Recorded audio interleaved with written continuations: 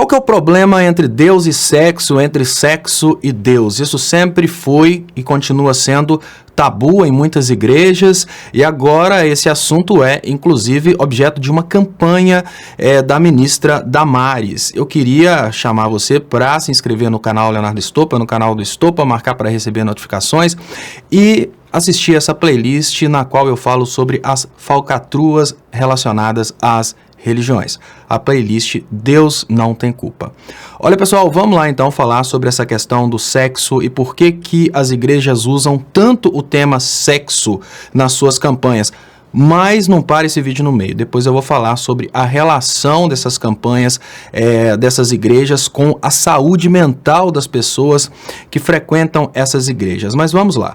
Olha, toda instituição, seja uma igreja, seja um banco, né? Lembrando que eu estou falando aqui das falsas igrejas, não das igrejas verdadeiramente evangélicas, toda instituição, ela tem uma finalidade, obviamente, de captar dinheiro, e além de captar dinheiro, ela tem a finalidade de manter o cliente.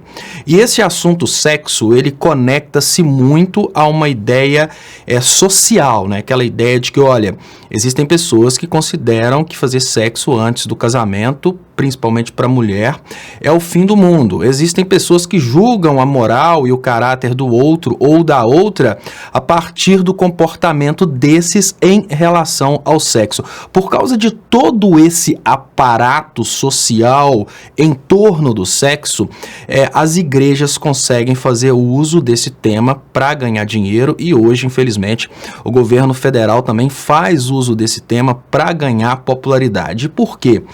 A coisa começa principalmente quando a gente pensa naquilo que a gente tem de mais importante. São os filhos, né? Normalmente uma pessoa, quando ela imagina que os filhos estão frequentando um ambiente no qual eles serão distanciados da ideia de fazer sexo antes do casamento, de fazer um sexo inseguro, a tendência natural é que os pais incentivem a permanência dos filhos nesse contexto. O que eu estou querendo dizer é mais ou menos assim. No momento em que um filho começa a frequentar uma igreja, e por causa dessa igreja, ele começa a ter orientações para se distanciar de coisas que incomodam os pais, e por incrível que pareça, na nossa sociedade, o sexo antes do casamento incomoda mais os pais do que o filho se tornar, por exemplo, um usuário de drogas pesadas. O que acontece é que os pais, eles incentivam. Então, a instituição consegue, nesse momento, alçar um dos seus objetivos, que é ter aí a permanência do cliente. Esse é o primeiro ponto.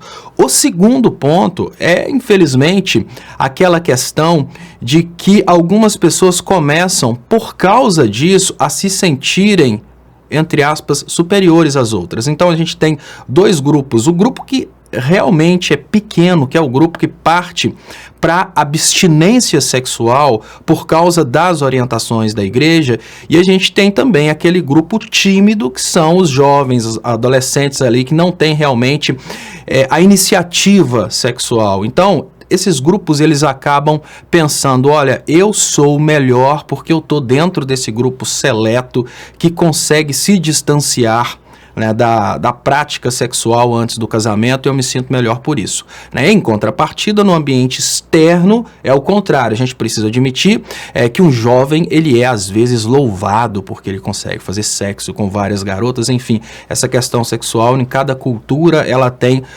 uma resposta diferente, mas o que a gente percebe hoje, inclusive através da cultura e da música, é que fora das igrejas, a música hoje, ela incentiva o consumo de álcool e incentiva a prática do sexo. Dentro das igrejas, eles estão criando obstáculos e punições ali para a prática do sexo e consumo do álcool. Isso cria, obviamente, a tendência de que quem gosta do outro incentive o outro a procurar a igreja, porque o ambiente externo, a pessoa estaria exposta ali a coisas que, principalmente segundo os pais, não seriam interessantes. Mas além dessa questão conectada ao adolescente, que faz com que os pais incentivem o adolescente a ficar na igreja, ou seja, cria mais viabilidade para a continuidade daquele adolescente na igreja, e ali o tanto que aquele adolescente está se dedicando, dando dinheiro e etc, nem importa tanto, porque os pais conseguem ver um benefício maior.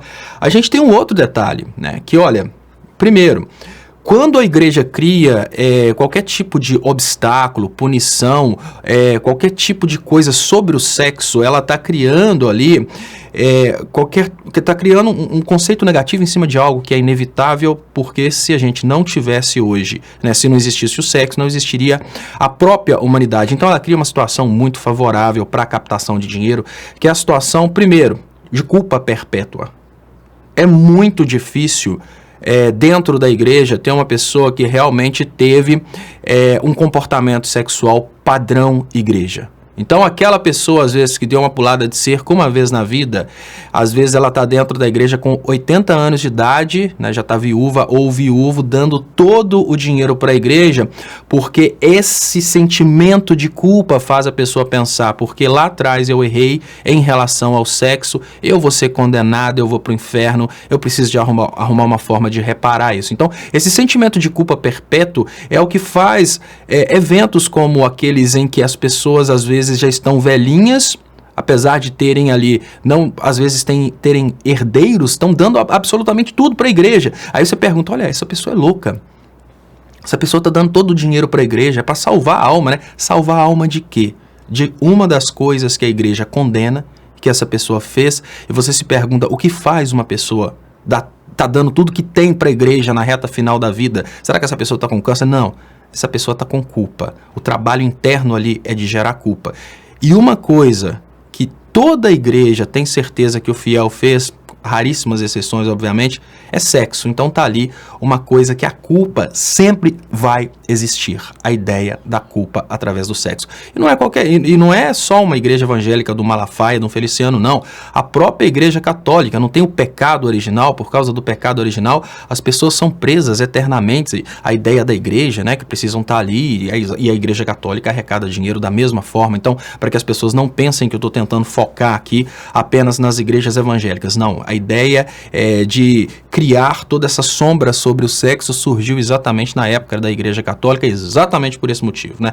Você pode convencer uma pessoa a parar de roubar, pode convencer uma pessoa a parar de matar, dificilmente você vai convencer uma pessoa a parar de fazer sexo, apesar de que existia a percepção por parte dos fiéis de que os monges não faziam isso, mas depois a gente tem aí vários documentos históricos, né? Inclusive tem filmes a respeito disso que mostram que na verdade era tudo uma farsa, né? Tinham túneis entre os monastérios e os locais onde ficavam as freiras para que eles pudessem fazer sexo, e local onde eles enterravam as crianças que nasciam. Mas aí eu prometi que eu ia falar com vocês a respeito de danos que essa prática pode causar, e hoje é importante a gente pensar sobre isso porque é o seguinte, vejam bem, apesar de eu não acreditar muito que essa prática da Damares venha a ter qualquer tipo de efeito na cabeça das pessoas que querem realmente fazer sexo, né?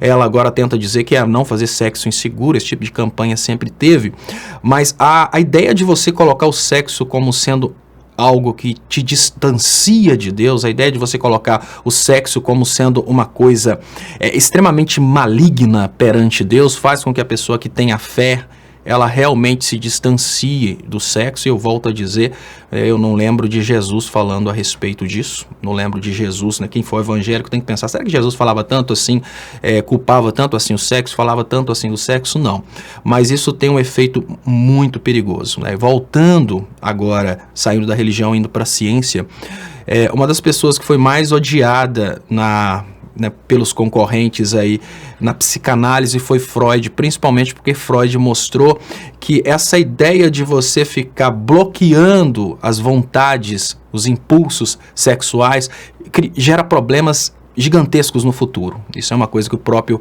Freud criou.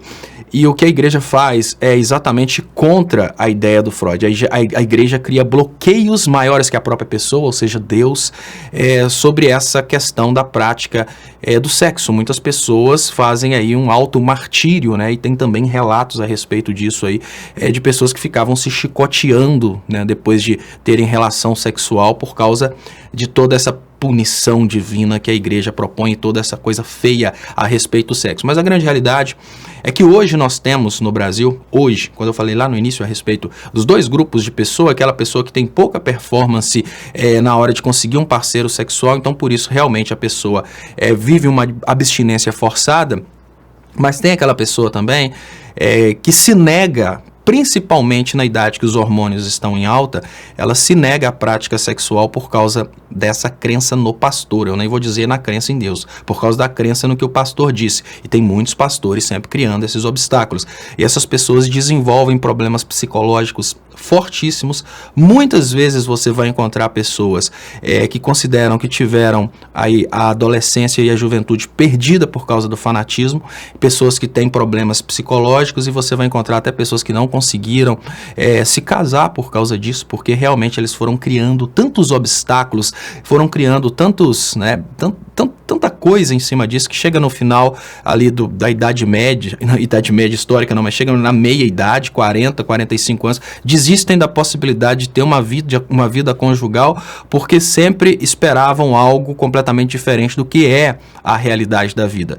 E eu queria, antes, né, de falar com vocês, antes de terminar, falar com vocês a respeito de uma coisa, que eu esqueci o nome do psicólogo, que ele foi, inclusive, perseguido, porque ele tirou muitas clientes dos psicólogos da época. Enquanto os psicólogos da época estavam dopando as mulheres, porque o que acontece na realidade da família tradicional mundial, nem vou falar brasileira, é que depois de um certo tempo, o macho começa a partir aí para relacionamentos extraconjugais e abandona a fêmea dentro de casa cuidando dos filhos. E por causa de muitos casos de depressão, um determinado psicólogo ele começou a fazer experiências usando um vibrador para masturbação, de uma forma muito simples. E esse vibrador realmente ele conseguia resolver o problema de muitas mulheres que estavam deprimidas, que estavam com problemas psicológicos por causa da abstinência sexual. Esse psicólogo foi tremendamente perseguido na época porque ele resolvia o problema, né? Os outros psicólogos queriam continuar, né? Os psicanalistas queriam continuar trabalhando aquelas pessoas pro resto da vida. E ele falou, não, o problema seu é isso aqui, ó, pronto. E resolviam o problema. Então, isso é só para, né, fechar esse tema, que é um tema, obviamente, que incomoda muita gente, principalmente quem é pai e pensa, eu não quero ver meu filho ou minha filha no meio dessas orgias, dessa coisa toda, né? Eu não quero ver. Aí você acaba indo para um fanatismo e muitas vezes, por imaginar que o filho ou a filha vai entrar no extremo, né, de participar das orgias, dos bailes funks e de etc., a pessoa enfia o filho ou a filha dentro do fanatismo, evita que essa pessoa, que esse adolescente tenha aí um relacionamento saudável, que pode inclusive dar muito certo na vida, para a pessoa ter uma vida frustrada no futuro aí, e às vezes ou ter um relacionamento que não dá certo, por causa de uma vida sexual que não aconteceu, ou até mesmo morrer sem nunca ter um relacionamento, que é o que infelizmente acontece com muitas pessoas que realmente levam o fanatismo a sério, chegam aí aos 30, 40 anos sem nunca terem tido um relacionamento por causa do fanatismo, e também não conseguem ter pro resto da vida e se tornam aí pessoas infelizes. Bom, muito obrigado. Não se esqueça de se inscrever no canal Leonardo Estopa, no canal do Estopa, marcar para receber notificações e assista aí os demais vídeos dessa playlist. Deus não tem culpa. Muito obrigado e até mais.